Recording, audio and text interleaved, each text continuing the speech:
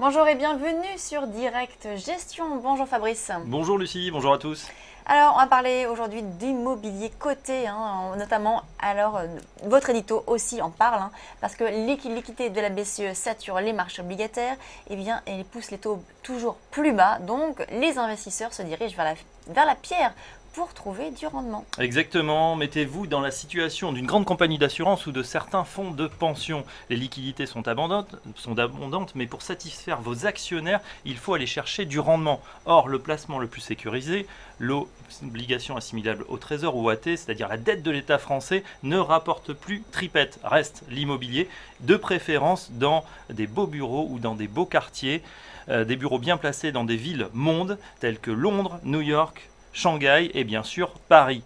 Traditionnellement comprise entre 5 et 10%, l'allocation en immobilier des grands fonds ou des compagnies d'assurance devrait encore augmenter cette année, d'autant que la collecte 2014 a été très bonne, 23 milliards d'euros contre 30 milliards avant crise en 2007. En fait, la différence entre les taux de rendement de la pierre et ceux des OAT à 3,2% à Paris demeure si élevée que la question qui se pose n'est pas faut-il investir, mais où le faire le plus vite possible.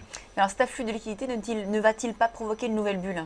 Ce ne serait pas la première fois qu'une banque centrale, en voulant bien faire, déclenche une nouvelle bulle.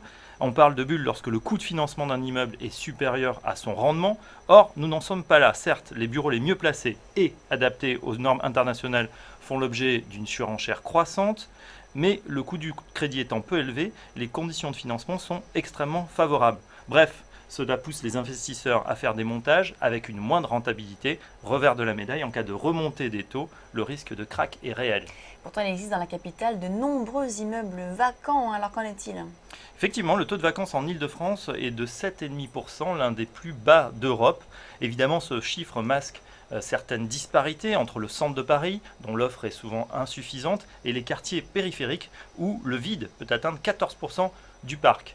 Actuellement, plus de 4 millions de mètres carrés seraient disponibles, dont 20% de surface neuve, en plus de 1,4 million de mètres carrés qui sont en chantier et 70% devraient être bientôt commercialisés ou le sont déjà. Pour louer les 30% restants, les brokers comptent sur la reprise de l'activité et l'expansion des surfaces recherchées par les entreprises. Alors, y a-t-il un risque de voir les loyers remonter ? Eh bien, si le marché locatif est en hausse de 13% sur l'année 2014, on n'observe toutefois pas de remontée des valeurs locatives, une stagnation, un écart moindre entre les valeurs faciales et les loyers.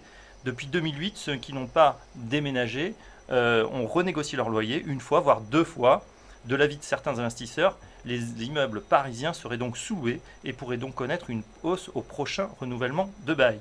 Bref, Lucie, si vous cherchez une belle adresse à Paris pour des nouveaux locaux, pour TV Finance, comptez 800 euros par mètre carré et par an, soit environ 80 000 euros par an pour 100 mètres carrés, cher mais bien en dessous des niveaux atteints à New York ou à Londres. Ah mais on voulait aller à Londres ou à New York alors. Attendez, comment on fait ? Nos clients sont là, nos investisseurs aussi.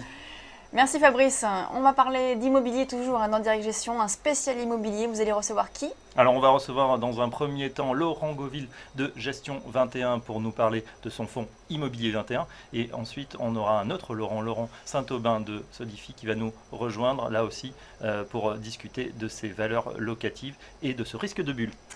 Et donc un spécial immobilier sur Direct Gestion, c'est tout de suite.